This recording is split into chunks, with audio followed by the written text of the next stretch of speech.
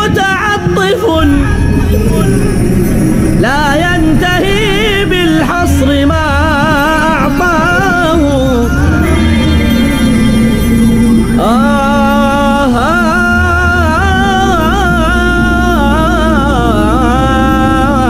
رب رحيم مشفق متعطف لا ينتهي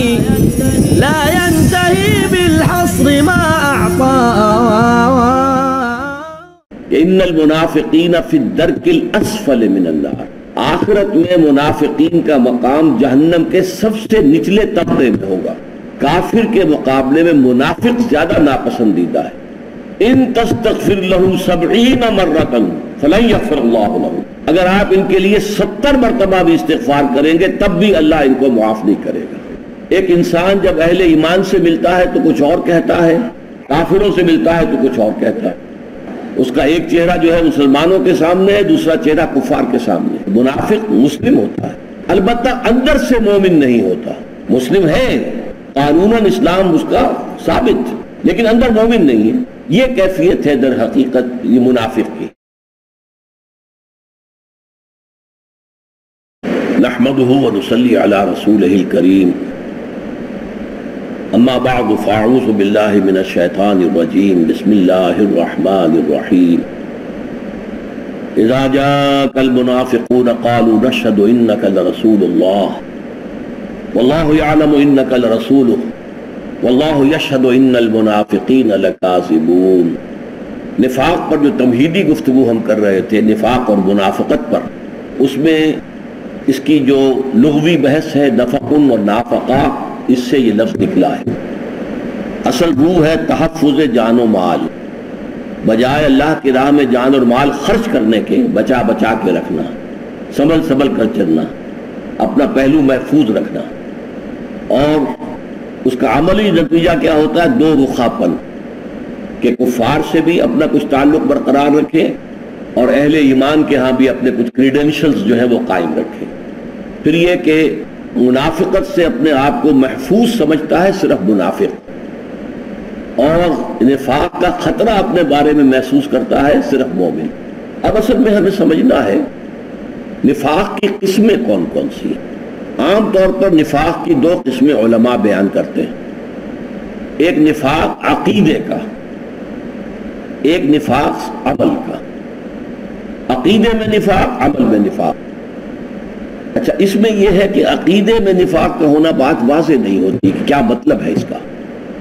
عقیدہ ویسے قرآن کا لفظ ہے ہی نہیں، نہ قرآن میں ہے نہ حدیث میں ہے۔ البتہ عملی جو نفاق ہے اس کے لیے احادیث موجود ہیں۔ چنانچہ دو روایتیں جو ہیں اور دونوں مرفوع حدیثیں ہیں، دونوں متفق علیہ ہیں۔ ایک حضرت ابو ہریرہ سے رضی اللہ تعالی عنہ، آیت المنافق ثلاث، منافق کی 3 نشانیاں ہیں، اور اس میں جو مسلم شریف کی روایت ہے اس میں یہ ہے کہ وَإِن صَامَ وَصَلَّى وَزَعَمَ أَنَّهُ مُسْلِمٌ، چاہے وہ نماز پڑھتا ہو، روزہ رکھتا ہو اور اپنے آپ کو مسلمان سمجھتا ہو، وہ اپنے آپ کو منافق نہ سمجھتا ہو، لیکن اگر یہ 3 علامتیں ہیں تو وہ منافق ہے۔ اذا حدث کذب، جب بات کرے جھوٹ بولے، وَإِذَا وَعَدَ أَخْلَفَ، جب وعدہ کرے خلاف ورزی کرے، وَإِذَا اؤْتُمِنَ خَانَ، جب امین بنایا جائے خیانت کرے، غبن کرے۔ یہ متفق علیہ ہے بخاری اور مسلم دونوں کے اندر۔ اب دوسری حدیث عبداللہ ابن عمرو بن العاص رضی اللہ تعالی عنہما سے، حضور فرماتے اربع من کن فیہ کان منافقا خالصا، 4 خصلتیں ایسی ہیں کہ جس میں چاروں موجود ہو وہ خالص منافق ہے۔ ابھی لفظ کا غور کیجیے، خالص منافق، کٹر منافق، پکا منافق۔ ومن کانت فیہ خصلۃ منہن، اور جس شخص کے اندر اس میں سے ایک خصلت، ایک وصف موجود ہے، کانت فیہ خصلۃ من النفاق، تو اسی درجے میں اس کے اندر نفاق کا ایک جز موجود ہے، 25% منافق ہے۔ حتی یدعہا، جب تک کہ وہ اس کو چھوڑ نہ دے۔ وہ 4 چیزیں کیا ہیں؟ اذا اؤتمن خانہ، جو پہلی حدیث میں آخری چیز آئی تھی وہ یہاں پہ پہلی، جب امین بنایا جائے خیانت کرے، وَإِذَا حَدَّثَ كَذَبَ، اور جب بولے جھوٹ بولے. وَإِذَا عَاهَدَ غَدَرَ, وہاں وعدہ تھا, جب وعدہ کرے تو اس کے خلاف ورزی کرے, اخلفا. یہاں کہا ہے جب معاہدہ کرے تو اسے بے وفائی کرے, معاہدہ توڑ دے. اور چوتھی ہے وَإِذَا خَاصَمَ فَجَرَ, جب کہیں جھگڑا کرے کسی سے تو آپے سے باہر ہو جائے, نہ زبان پر کنٹرول رہا, جو منہ میں آیا بک دیا, گالی بک دی, منہ میں جھاگ آ گئے, اس سے آگے بڑھے تو ہاتھا پائی پر اتر آئے. جھگڑا ہوا ہے لیکن جھگڑے کا یہ مطلب نہیں ہے. اذا خاصم فجر, فجر کے معنی پھٹ جانا. یہ پاؤں پھٹتی ہے تو ہم کہتے فجر ہے. رات کی تاریکی کا پردہ چھٹ گیا, پھٹ گیا اور سفید لکیر آ گئی, یہ فجر ہے. تو پھٹ جانا جو ہے اس فجر کے اندر انفجار کہتے ہیں. کسی شے میں دھماکہ ہو جانا, بلو اپ ہو جانا, وہ انفجار ہے. کسی شے کے اندر جو ہے اس طرح کی کیفیت پیدا ہو جائے. اب اس معاملے میں جو یہ تقسیم کی گئی ہے اس میں ایک قباحت ہے, اور وہ قباحت یہ ہے کہ نفاق عملی کو لوگ نفاق سمجھتے ہی نہیں. نفاق عقیدہ انہیں پتہ نہیں کسے کہتے ہیں, اور نفاق عملی کو نفاق نہیں سمجھتے. اس طرح سے ہم نے اپنے آپ کو گویا کہ بری کر لیا ہے بالکل. جس چیز کا خوف صحابہ کو رہتا تھا, عمر ابن الخطاب جیسے صحابی تمام صحابہ میں صرف نمبر 2 پر ہی ہے نا, کہ ان میں سب سے اونچے حضرت ابو بکر ہیں, باقی تو سب سے اوپر ہیں. انہیں خطرہ ہے اپنے بارے میں نفاق کا. حضرت حنظلہ کو جو کتاب میں سے ہے, وحی کے لکھنے والوں میں سے ہیں, حضور کے سیکریٹری ہیں, ان کو بھی اندیشہ ہو جاتا ہے اپنے بارے میں کہ نفاق ہے, منافق ہو گیا. ہمیں احساس ہی نہیں ہوتا. تو میں نے اس کی جو تقسیم کی ہے وہ ذرا مختلف ہے. وہ یہ ہے کہ ایک ہے شعوری نفاق اور ایک ہے غیر شعوری نفاق. شعوری نفاق یہ ہے کہ ایک شخص کو خود معلوم ہو کہ میں منافق ہوں, جانتا ہوں کہ میں نے تو جان بوجھ کر اسلام کا لبادہ اوڑھا ہے, میں مسلمان ہوئی نہیں, میں نے اسلام قبول ہی نہیں کیا. اب اس کی ایک مثال قرآن میں ہے, بڑی اہم مثال ہے. یہ سورہ آل عمران کی آیت ہے, وَقَالَتْ طَائِفَةٌ مِّنْ أَهْلِ الْكِتَابِ آمِنُوا بِالَّذِي أُنزِلَ عَلَى الَّذِينَ آمَنُوا وَجْهَ النَّهَارِ وَاكْفُرُوا آخِرَهُ لَعَلَّهُمْ يَرْجِعُونَ. یہودیوں کے ایک جماعت نے ایک سازش کی کہ ایسا کرو, یہ جو ایمان کا, اسلام کا, اس کی جو ساکھ بن گئی ہے کہ جو ایک دفعہ یہ شربت چکھ لیتا ہے پھر وہ واپس آتا ہی نہیں, کسی طریقے سے بھی وہ واپس اپنے دین کی طرف نہیں لوٹتا. جیسا کچھ ہوتا رہا مکے کے اندر, کیسی پرسیکیوشن ہوئی ہے, ٹارچر ہوا, کوئی واپس نہیں گیا, ایک بھی نہیں گیا. تو اس کو توڑنے کے لیے یہ جو ان کا ایک ساکھ بن گئی ہے اس کو ختم کرنے کا ایک طریقہ ہے. صبح کے وقت ایمان کا اعلان کرو, ہم ایمان لے آئے, واقعی دین محمد کا بہت اچھا ہے, واقعی بات سمجھ میں آ گئی ہے, اور سارا دن حضور کی صحبت میں گزارو. شام کو پھر کافر ہو جاؤ, دیکھ لیا جی, جا کے قریب جا کے دیکھ لیا, کچھ نہیں ہے, دور کے ڈھول سہانے ہیں, کچھ بھی نہیں. اس سے کیا ہوگا, کچھ نہ کچھ کمزور ایمان والے لوگوں پر اثر پڑے گا. یہ شیطان کا وسوسہ اس کے اندر پیدا کرنے کا انہیں موقع ملتا ہے. کوئی برائی تو دیکھی ہوگی نا, کوئی شے تو ان کے علم میں آئی ہے جس کی وجہ سے یہ چھوڑ کر چلے گی. تو اس کے نتیجے میں وہ ہوا خیزی, ہوا کا اکھڑ جانا جو ہے یہ ان کے پیش نظر. اب ظاہر بات ہے کہ یہ شخص جو ہے, یہ لوگ جو ہیں, یہ فرض کیجئے 8 گھنٹے مسلمان رہے, لیکن اسلام تو 1 منٹ کے لیے نہیں انہوں نے اختیار کیا. وہ داخل بھی ہوئے ہیں, ہم دخلوا بالکفر, وہ داخل بھی ہوئے ہیں تو کفر کے ساتھ, نکلے بھی ہیں تو کفر کے ساتھ, رہے بھی ہیں تو کفر کے ساتھ, اور انہیں معلوم ہے کہ ہم کافر ہیں, ہم نے تو ایمان جو ہے قبول کیا ہی نہیں ہے, تو دھوکے کے لیے ہم نے صرف جو ہے اوپر ایک لباس ہم نے اوڑھ لیا ہے لوگوں کو دھوکہ دینے کے لیے. یہیں سے میں سوچتا ہوں کہ ایک اہم نقطہ آپ کی سمجھ میں آ جائے گا. اسلامی ریاست میں مرتد کی سزا قتل کیوں ہے؟ اسی لیے ہے کہ اس سازش کا سد باب کر دیا جائے. جو اسلام میں آتا ہے سوچ سمجھ کر آئے, یہاں سے باہر نکلنے کا پھر راستہ نہیں ہے, گردن اڑا دی جائے گی یا پھر ملک چھوڑ کے بھاگ جانا, یہ دوسری بات. لیکن یہ کہ قتل مرتد کی سزا کی حکمت یہ ہے کیونکہ اسلامی ریاست کی بنیاد ہے ایمان پر, اسلام پر.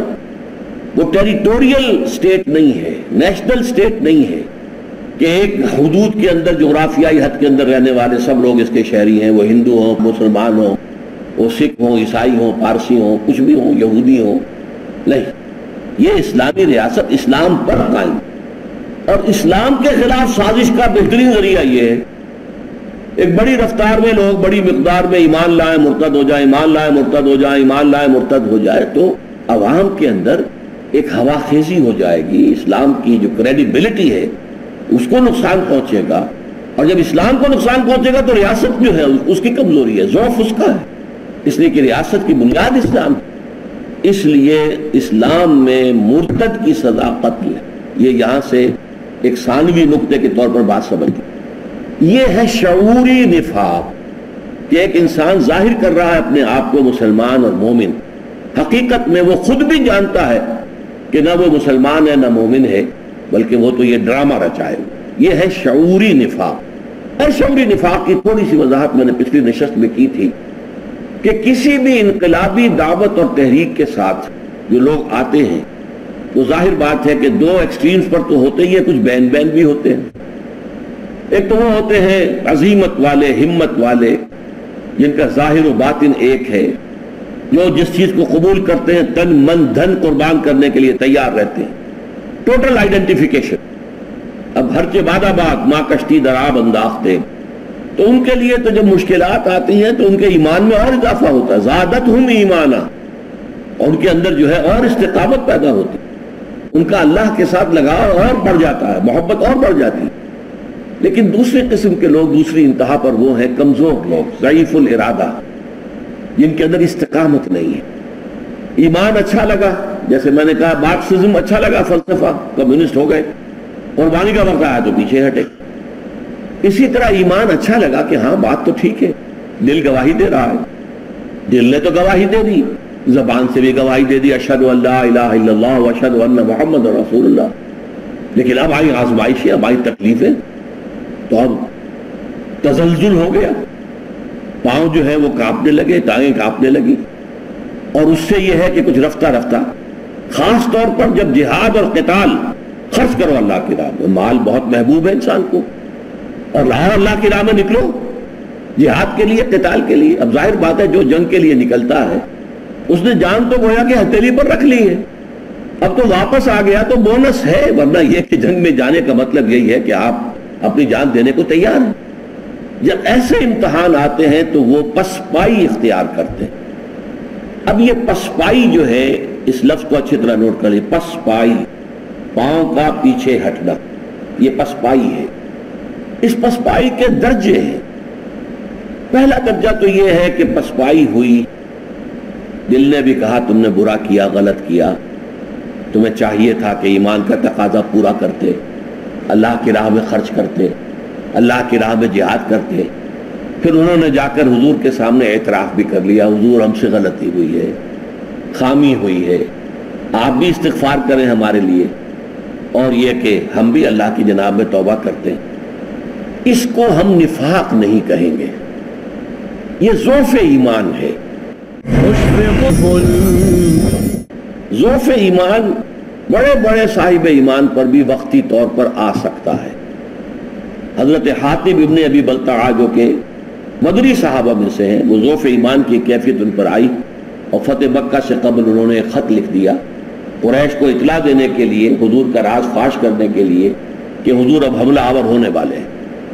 لیکن ایسے شخص سے بھی غلطی ہو گئی، تو جب تک کہ اپنی کمزوری اور کوتاہی کا اعتراف ہو اسے ہم ضعف ایمان تو کہیں گے، منافقت یا نفاق نہیں کہیں۔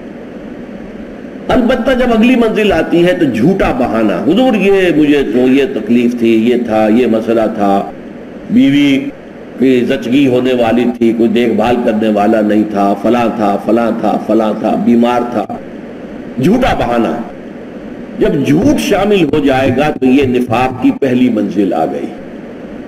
پہلی سٹیج پر صرف جھوٹ ہے، جھوٹ بولا اور حضور سے بچا لیا اپنے آپ کو، حضور کی گرفت سے یا جواب دہی سے بچ گئے، جھوٹے بہانے بنائے۔ اب کچھ وقت گزرا، ایسا کئی مرتبہ جھوٹے بہانے بنائے تو دیکھا کہ لوگ اب کچھ مسکراتے ہیں کہ ان کی تو عادت ہے بہانے بنانا، لہذا اب انہوں نے مزید تاکید کے لیے قسمیں کھانا، اللہ کی قسم ہے، خدا گواہ ہے، فلاں ہے، میں جو کچھ کہہ رہا ہوں سچ کہہ رہا ہوں، میری مجبوری ہے، میرے لیے یہ رکاوٹ ہے، میرے لیے یہ ممانعت ہے۔ جب جھوٹی قسمیں آ گئیں تو اب یہ سیکنڈ سٹیج میں ٹی بی کا مرض داخل ہو گیا۔ یہ ٹی بی کا یعنی نفاق کی ٹی بی اب سیکنڈ سٹیج پر آ گئی۔ تھرڈ سٹیج وہ ہوتی ہے جس پر آ کر اس منافق کے دل میں دشمنی پیدا ہو جاتی ہے مومنین صادقین سے، اور خصوصاً جو مومنین کا رہنما ہوتا جو اس وقت حضور تھے ان سے دشمنی پیدا ہو جاتی ہے۔ انہوں نے ہمارے لیے مصیبت کھڑی کی ہوئی۔ یہ کیا ہے کہ ہر دم جو ہے فینیٹکس کی طریقے سے، بالکل جو ہے دیوانوں کی طریقے سے، اور تم جو ہے اس لگے رہتے ہو ہر وقت، تو ایک دشمنی سی پیدا ہوتی ہے۔ اگر یہ بھی بیٹھے رہتے نہ چلتے تو ہم نمایاں نہ ہوتے کہ ہم بیٹھے رہے وہ چل پڑے۔ اگر یہ سبھی بیٹھے رہتے تو ہم بھی ٹھیک شامل رہتے۔ یہ جو چل پڑتے ہیں فوراً، یہ واپس نہیں پھیرا کوئی فرمان جنوں کا، تنہا نہیں لوٹی کبھی آواز جرس کی، عافیت جاں خیریت جاں سب بھول گئی مصلحت اہل ہوس کی۔ آدمی فوراً جو ہے واپس نہیں پھیرا کوئی فرمان جنوں کا، جہاں پکار آئی چل حاضر ہو گئے، لبیک لبیک۔ اور دوسرے یہ کہ یہ جو شخص ہے نا محمد صلی اللہ علیہ وسلم، اس نے مصیبت ڈال دی ہے ہمیں۔ یہ نہ آئے ہوتے تو یہ مسئلہ نہ ہوتا، یہ اسلام اور کفر کی جنگ نہ ہوتی، یہ مصیبت نہ ہوتی۔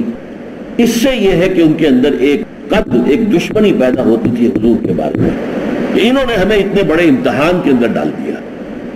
یہ ہے تھرڈ سٹیج جس پر جا کر اب یہ مرض لا علاج ہو جاتا ہے۔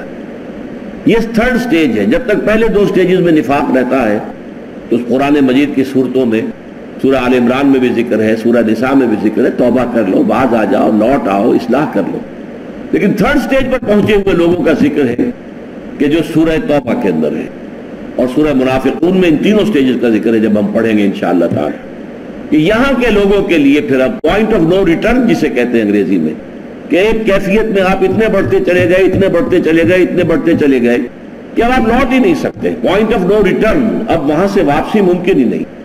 اب اس کی ہلاکت تو وہی ہے کہ ان المنافقین فی الدرک الاسفل من النار، اب یہ تو آگ کے سب سے نچلے طبقے کا ایندھن بن کر رہیں گے۔ اب ان کا تو اس کے علاوہ کوئی علاج ہے ہی نہیں، اس کے علاوہ کوئی ان کا بدلہ ہے ہی نہیں۔ اور یہ کہ حضور سورہ منافقون میں بھی آیا ہے کہ اگر آپ ان کے لیے استغفار کریں گے تو اللہ انہیں معاف نہیں کرے گا۔ لیکن سب سے شدید آیت وہ ہے جو میں نے آپ کو شروع میں سنائی تھی، استغفر لہم او لا تستغفر لہم ان تستغفر لہم 70 مرۃ فلن یغفر اللہ لہم، کہ اے نبی آپ ان کے لیے استغفار کریں یا نہ کریں برابر ہے، لیکن آپ 70 مرتبہ بھی استغفار کریں گے تو اللہ تعالیٰ ان کو معاف نہیں فرمائے گا۔ حضور صلی اللہ علیہ وسلم سے ان کو جو دشمنی ہو گئی تھی اس کی چند علامات میں آپ کو بیان کر رہا ہوں۔ سورہ آل عمران کی آیت نمبر 161 میں ہے کہ انہوں نے حضور پر خیانت کا الزام لگایا، کہ حضور نے مال غنیمت میں سے ایک قیمتی چادر جو ہے وہ چرا لی۔ اس حد تک یہ لوگ جری تھے، اس حد تک حضور کے خلاف جو ہے بات کرنے کے لیے تیار رہتے تھے، جس کا جواب قرآن میں دیا گیا وَمَا كَانَ لِنَبِيٍّ أَن يَغُلَّ وَمَن يَغْلُلْ يَأْتِ بِمَا غَلَّ يَوْمَ الْقِيَامَةِ۔ کسی نبی کے شایان شان نہیں ہے کہ وہ خیانت کرے یا کوئی چیز چھپا لے، تو جو کوئی بھی چھپائے گا وہ قیامت کے دن لے کر حاضر ہو جائے گا۔ اسی طرح سورہ توبہ کی آیت نمبر 61 ہے وَمِنْهُمُ الَّذِينَ يُؤْذُونَ النَّبِيَّ وَيَقُولُونَ هُوَ أُذُنٌ، ان میں سے وہ لوگ بھی ہیں جو نبی کو ایذا پہنچاتے ہیں، تکلیف پہنچاتے ہیں، اور کہتے ہیں وہ تو نرے کان ہیں، کان جو ڈال دو ان کے کان میں مان لیتے ہیں۔ میں جھوٹا بہانہ بنا کے مان لیا، انہیں پتہ ہی نہیں چلا کہ میں جھوٹ بول رہا ہوں۔ یہ تو عام انسان ہے، بس کان ہی کان ہے، سننا جانتے، دماغ جو ہے ان کا جس اپر سٹوری از ویکنٹ، دماغ نہیں ہے کہ سمجھ سکیں کہ یہ جھوٹ ہے یا سچ۔ حالانکہ حضور جانتے تھے کہ وہ جھوٹ بول رہے ہیں، لیکن حضور کی شرافت اور مروت اس کی بنا پر آپ ان کے عذر کو تسلیم کر لیتے، جب تک کہ آخری وقت نہیں آیا جب کہ قرآن میں حکم ہو گیا۔ یہ سورہ تحریم میں آیت آئی ہے اور سورہ توبہ میں آئی ہے، یا ایھا النبی جاہد الکفار والمنافقین واغلظ علیہم، اے نبی آپ جہاد کیجئے کفار سے بھی اور منافقین سے بھی، اور ان پر سختی کیجئے، واغلظ علیہم، سختی کیجئے، نرمی نہ کیجئے۔ اس سے پہلے حضور نرمی فرماتے تھے اپنی مروت، اپنی شرافت میں۔ جو جس نے آ کر کہا اچھا بھائی ٹھیک ہے، یہ میری والدہ بھی، اچھا ٹھیک ہے جاؤ، میرا فلاں معاملہ ہے، میری یہ عذر ہے، جاؤ ٹھیک ہے، آپ کی طبیعت کے اندر نرمی، مودت، رافت، شفقت یہ تھی. جھوٹے کو جھوٹا کہنا بھی حضور کو گوارا نہیں تھا. جیسے کہ حضرت مسیح کے بارے میں آتا ہے کہ آپ نے ایک شخص کو دیکھا اپنی آنکھ سے کہ وہ چوری کر رہا، جا کر اس سے کہا تم چوری کر رہے ہو؟ نہیں، میں چوری کہاں کی ہے؟ اچھا بھائی میری آنکھ نے دھوکہ کھایا ہوگا، میری آنکھ نے غلط دیکھا ہوگا. یہ ایک انداز ہوتا ہے اس شخص کا کہ جس کا تعلق اللہ کے ساتھ ہوتا ہے، سینہ اس کا بہت کشادہ ہوتا ہے.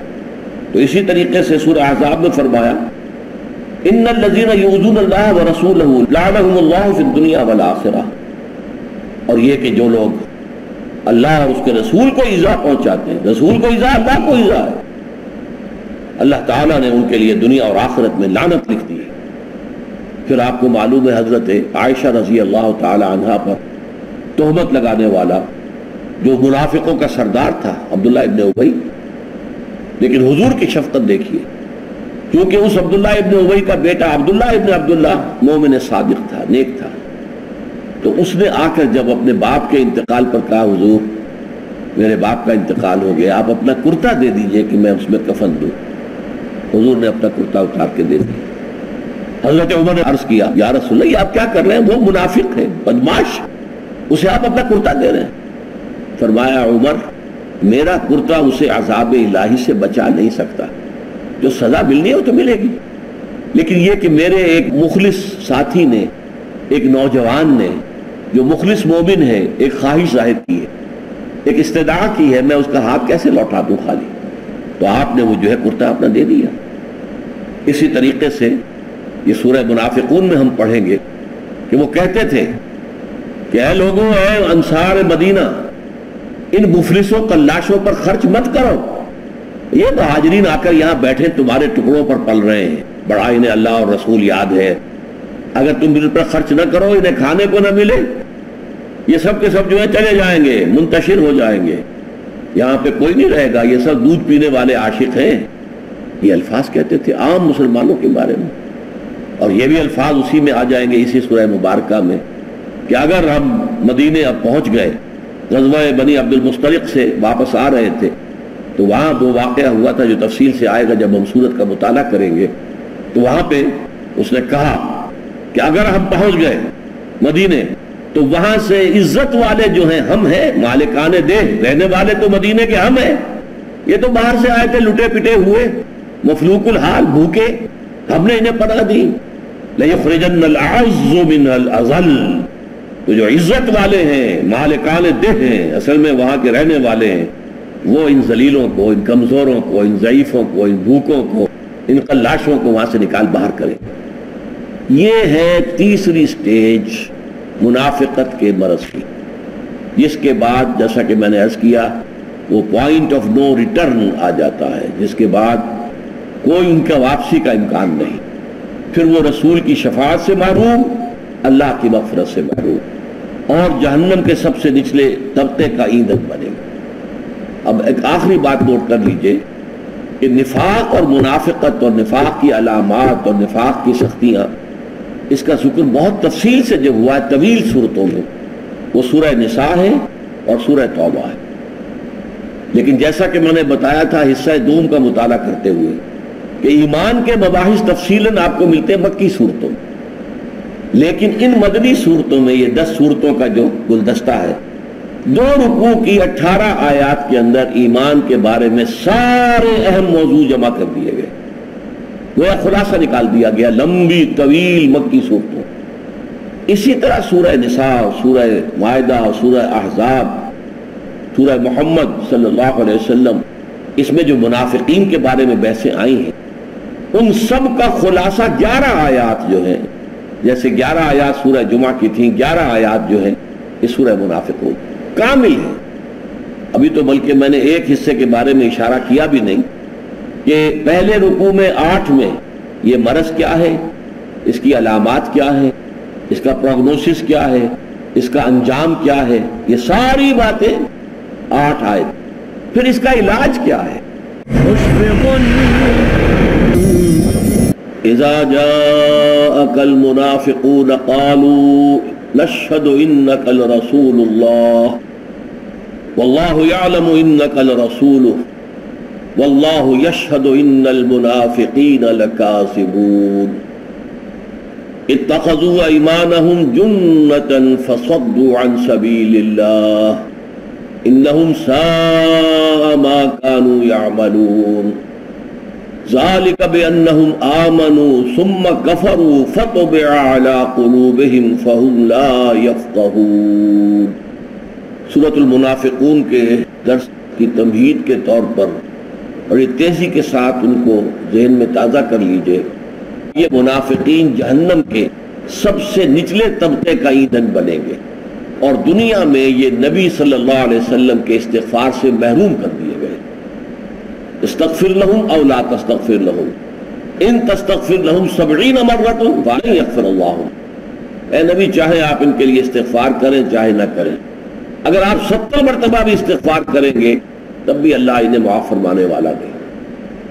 ایک بات اور یاد کر لیجئے کہ میں نے عرض کیا تھا سورہ صف، سورہ جمعہ، سورہ منافقون کا ربط کیا ہے. سورہ صف میں آیا جہاد اور قتال کا معاملہ. اللہ کی راہ میں جہاد کرو گے جان اور مال کے ساتھ تو جہنم سے چھٹکارا ملے گا، اللہ مغفرت عطا فرمائے گا، جنت کے اندر داخل کرے گا، وہاں بڑے ہی عمدہ ریزیڈنشل گارڈنز میں تمہاری رہائی ہوگی. پھر یہ کہ وقت آنے پر اللہ کی نصرت بھی آئے گی اور سب سے بڑھ کر یہ کہ تم اللہ کے مددگار قرار پاؤ. اگر نہیں کرتے ہو تو یہ گویا کہ قول اور عمل کا تضاد ہے جس میں لینے کے بجائے دینے پڑ جائیں گے، اللہ کا غضب آئے گا. اور اللہ کو تو محبوب وہ لوگ ہیں جو جہاد کی آخری منزل پر پہنچ جاتے ہیں، یعنی قتال. ان اللہ یحب الذین یقاتلون فی سبیلہ صفا کانہم بنیان مرصوص. اس کے بعد سورہ جمعہ میں فرمایا گیا کہ در حقیقت اس مقصد کے لیے مردان کار کو حاصل کرنے کا ذریعہ قرآن کا میگنیٹ ہے. یہ قرآن کھینچ لے گا جن کے اندر بھی فطرت انسانی جو ہے وہ کسی درجے میں برقرار ہے، اور پھر ان کی تربیت بھی اسی قرآن سے ہوگی. اسی سے ایمان جو ہے ان کے رگ و پے میں سرایت کر جائے گا. جب ایمان باللہ ہوگا تو ظاہر بات ہے کہ اللہ کی رضا حاصل کرنے کے لیے جان مال تن من دھن لگانے کو تیار ہوگا. جب ایمان بالآخرہ ہوگا تو اسے معلوم ہوگا کہ میں اگر یہاں پر جان دے رہا ہوں تو میرا تو استقبال ہو رہا ہے جنت کے اندر، اور یوم حساب کا بھی میرا انتظار نہیں ہوگا بلکہ میں تو سیدھا جنت میں چلا جاؤں گا. اور یہ کہ میں اگر اللہ کی راہ میں کچھ خرچ کر رہا ہوں تو یہ تو میں اللہ کے بینک میں ڈپازٹ کر رہا ہوں جہاں 700 گنا تک منافع مجھے ملے گا. لہذا ایمان بالآخرت ہو، ایمان باللہ ہو، ظاہر بات ہے پھر اس راہ میں کوئی رکاوٹ نہیں آتی. البتہ جب انسان اس سے کترانے لگتا ہے تو پھر وہ پہلے مرض بیماری، پھر نفاق کی پہلی منزل، پھر نفاق کی دوسری منزل، اور پھر نفاق کی آخری اور مہلک ترین منزل تک انسان پہنچ جاتا ہے. اعوذ باللہ من الشیطان الرجیم. اذا جاءك المنافقون قالوا نشهد انك لرسول اللہ. اے نبی جب آپ کے پاس منافق آتے ہیں اور وہ یہ کہتے ہیں کہ ہم حلفیہ کہتے ہیں، یہاں نشہد جو ہے یہ در حقیقت قسم کھانے اور حلفیہ بیان کرنے کے، ہم حلفیہ کہتے ہیں کہ آپ اللہ کے رسول ہیں. اس کا ایک پس منظر ہے. دیکھیے ابتدا میں جبکہ ابھی نفاق نے پوری شکل اختیار نہیں کی تھی تو جو لوگ ڈگمگا رہے تھے ان کا اصل مرض کیا تھا؟ انہیں اصل میں پورا یقین حضور کی نبوت و رسالت پر نہیں تھا. ان کا دعویٰ کیا تھا؟ ہم اللہ کو مانتے ہیں، توحید کے ساتھ مانتے ہیں، آخرت کو مانتے ہیں. انہوں نے ایمان بالرسالت کا دعویٰ اس وقت نہیں کیا. اس کی مثال آپ کے سامنے ہے سورہ بقرہ کی آیت نمبر 8. وَمِنَ النَّاسِ مَن يَقُولُ آمَنَّا بِاللَّهِ وَبِالْيَوْمِ الْآخِرِ وَمَا هُمْ بِمُؤْمِنِينَ. اب یہاں پر ایمان بالرسالت کا ذکر نہیں ہے. انہوں نے جو دعوے کے ساتھ بات کہی وہ کیا تھی کہ ہم تو اللہ پر ایمان رکھتے ہیں اور یوم آخر پر ایمان رکھتے ہیں، اور وہ بات چھپی رہ گئی کہ ہم اصل میں جو متردد ہیں یا مذبذب ہیں وہ ایمان بالرسالت کے بارے میں ہے. یہی وجہ ہے کہ وہ یہ کہتے تھے کہ ابھی اللہ کی کتاب میں تو حکم قتال آیا نہیں اور محمد رسول اللہ صلی اللہ علیہ وسلم نے خود بخود شروع کر دیا. تو یہ ایک مصیبت ہے جو ہم پر انہوں نے لا کے ڈال دی ہے.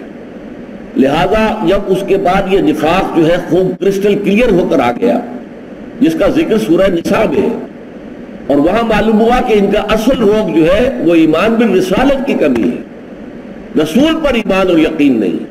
بڑی مفصل بحثیں آپ کو ملے گی سورہ نساء میں۔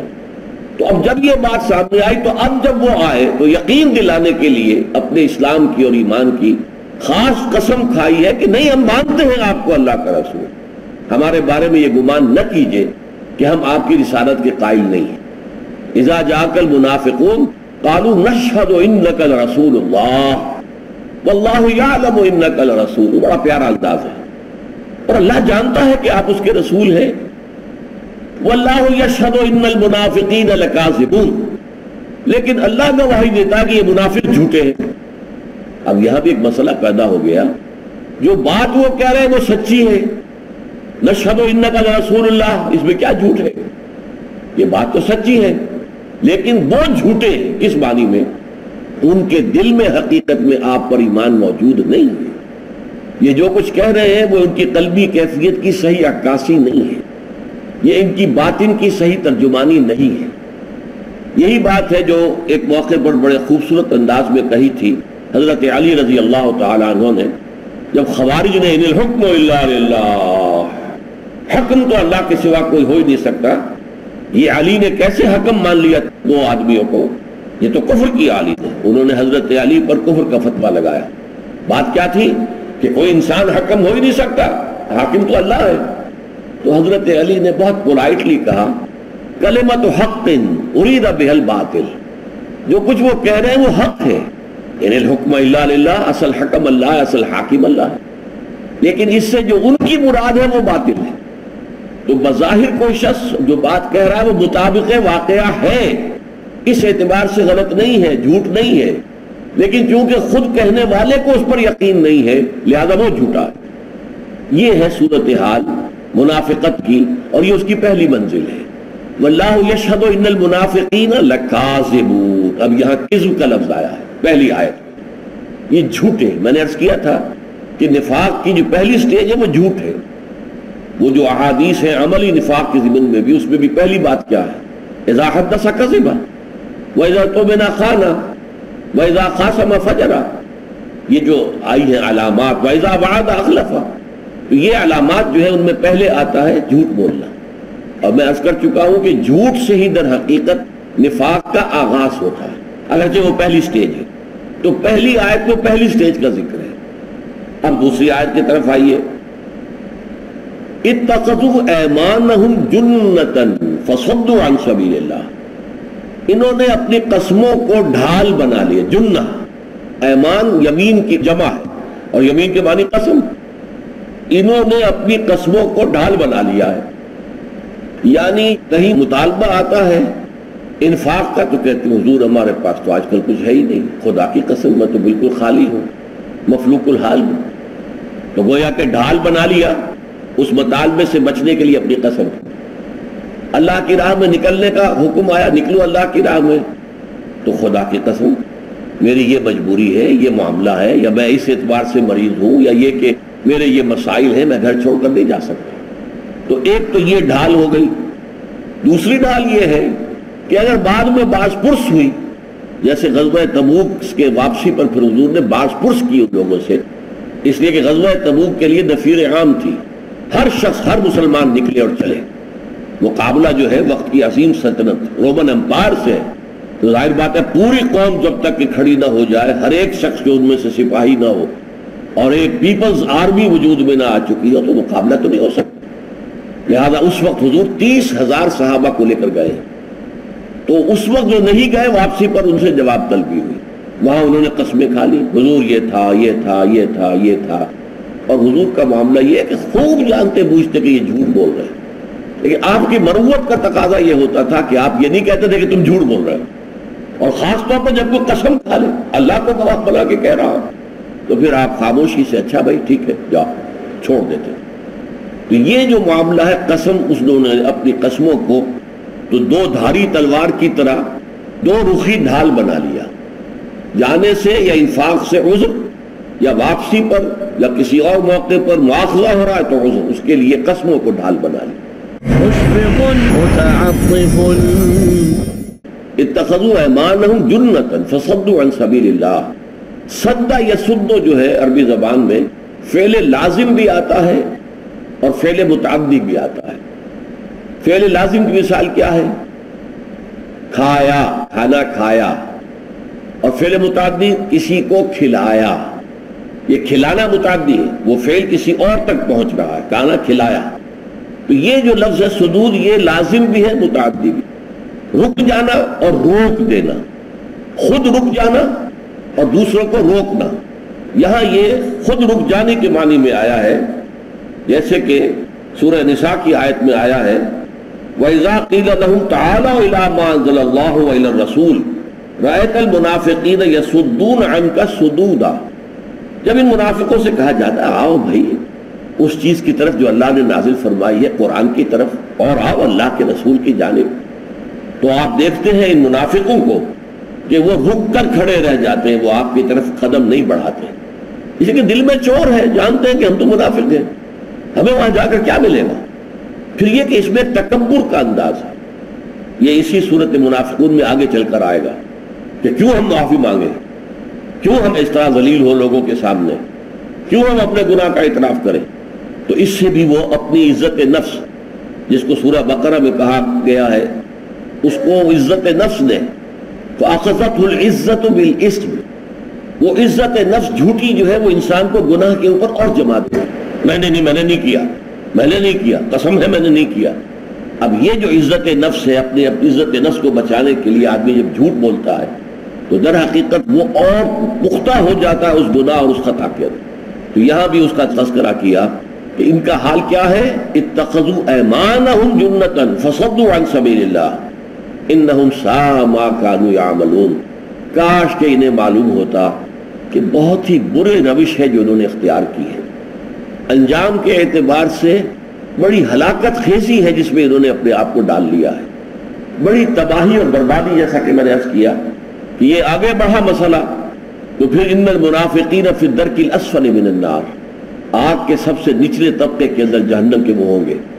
اور یہ کہ پھر ان کے لیے رسول صلی اللہ علیہ وسلم جیسی شفیق اور ودود اور رحیم اور رؤوف شخصیت جو ہے، اس کے استغفار سے اور اس کی شفاعت سے بھی محروم، کہ نہ دنیا میں حضور ان کی طرف سے استغفار کرے تو اللہ قبول کرے، نہ آخرت میں اگر کسی وجہ سے بالفرض حضور شفاعت کرے تو شفاعت قبول نہیں ہوگی. اس لیے کہ منافق انہم ساء ما کانوا یعملون، یہ بہت ہی برا ہے طرز عمل جو انہوں نے اختیار کیا. اب دیکھیے یہاں پر وہ دوسری سٹیج آ گئی قسم والی. پہلی آیت میں واللہ یشہد ان المنافقین لکاذبون، دوسری میں یمین قسم، اتخذوا ایمانہم جنۃ فصدوا عن سبیل اللہ انہم ساء ما کانوا یعملون. اب آ رہی ہے تیسری بات، اور یہ ہے وہ باطنی حقیقت جو نفاق کی ہے، اور وہ نفاق جو غیر شعوری ہے، جو انسان پر حملہ کرتا ہے اور اس کے ایمان کو چٹ کر جاتا ہے، جیسے کہ دیمک کھا جاتی ہے لکڑی کو لیکن اسے پتہ بھی نہیں چلتا. یہ فرمایا تیسری آیت میں، جو کہ اس سورہ مبارکہ کی ایک اعتبار سے اہم ترین آیت. اس کی بڑی تفصیلی شرح ایک درجے میں تو آئی ہے سورہ نساء میں، اس کا تو میں حوالہ دوں گا، لیکن بہت تفصیل کے ساتھ جو آئی ہے وہ سورہ حدید میں ہے. سورہ حدید ہمارے اس منتخب نصاب کا آخری سبق ہے، لہذا وہ اس کے ضمن میں سامنے آ جائے گا. ذالک بأنہم آمنوا ثم کفروا فطبع علی قلوبہم فہم لا یفقہون.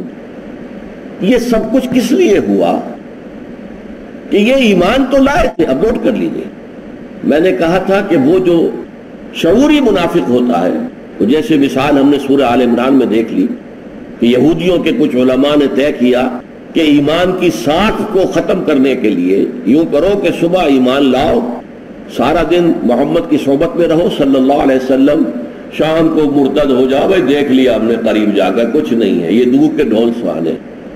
تو کچھ نہ کچھ مسلمانوں کے دلوں میں کوئی دغدغہ پیدا ہو ہی جائے گا، کوئی نہ کوئی شک شبہ. اچھے بھلے لوگ ہیں، عالم لوگ ہیں، بڑے نمایاں لوگ ہیں، یہ گئے تھے بڑے خلوص و اخلاص سے گئے تھے، سارا دن صحبت میں رہے ہیں، انہوں نے کچھ آخر دیکھا ہی ہوگا نا جس کی وجہ سے یہ چھوڑ کر آ گئے، کوئی اور برائی ان کی نگاہ میں آئی ہوگی، تو شیطان کو وسوسہ اندازی کا موقع مل جاتا ہے.